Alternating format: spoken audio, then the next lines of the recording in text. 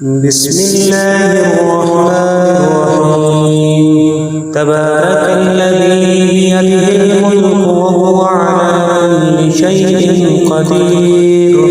الذي خلق الموت والحياة ليبلوكم أيكم أحسن عملا وهو العزيز الغفور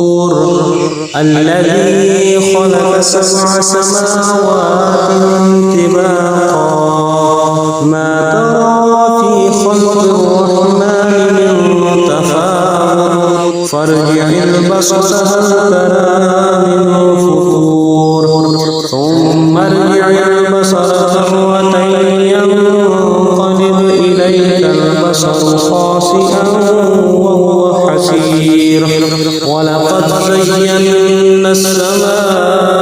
الدنيا بمصابيح وجعلناها رجوما للشياطين وأعتدنا لهم عذاب السعير وللذين كفروا بربهم عذاب جهنم وبئس المصير إذا ألقوا فيها سمعوا لها شهيقا وهي تفور تكاد تميز من الغيظ كلما ألقي فيها فوج سألهم خزنتها ألم يأتكم نذير قالوا بلى قد جاءنا نذير فكذبنا وقلنا ما نزل الله من شيء إن أنتم إلا في ضلال كبير وقالوا لو كنا نسمع أو نعقل ما كنا في أصحاب السعير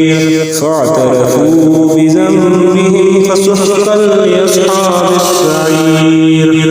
إن الذين يخشون ربهم بالغيب لهم مغفرة وأجر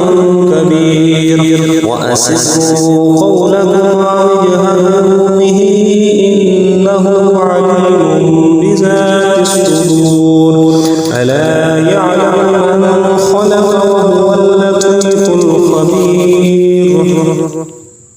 هو الذي جعل لكم الأرض ذلولا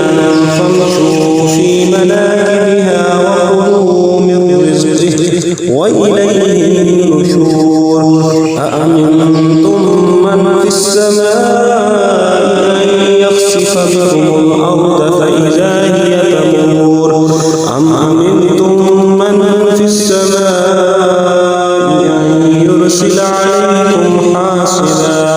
فستعلمون كيف نذير ولقد كذب الذين من قبلهم فكيف كان نكير أولم يروا إلى الطير فوقهم صافات ويقبضن ما يمسكهن إلا الرحمن إنه بكل شيء بصير أمن هذا الذي هو جند لكم ينصركم من دون الرحمن إن الكافرون إلا في غرور أمن هذا الذي يرزقكم إن أمسك رزقه بل لجوا في عتو ونفور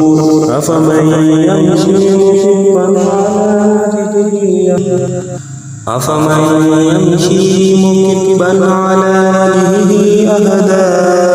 أمن يمشي سويا على صراط مستقيم قل هو الذي أنشأكم وجعل لكم السمع والأبصار والأفئدة قليلا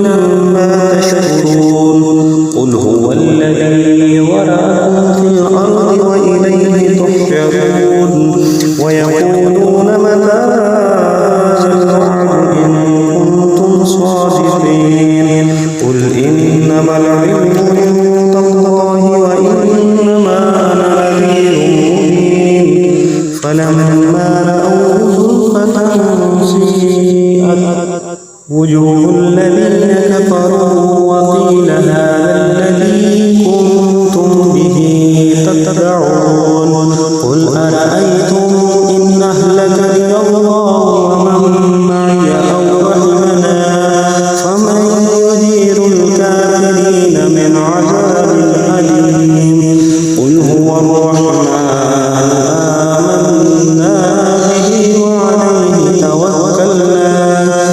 وستعلمون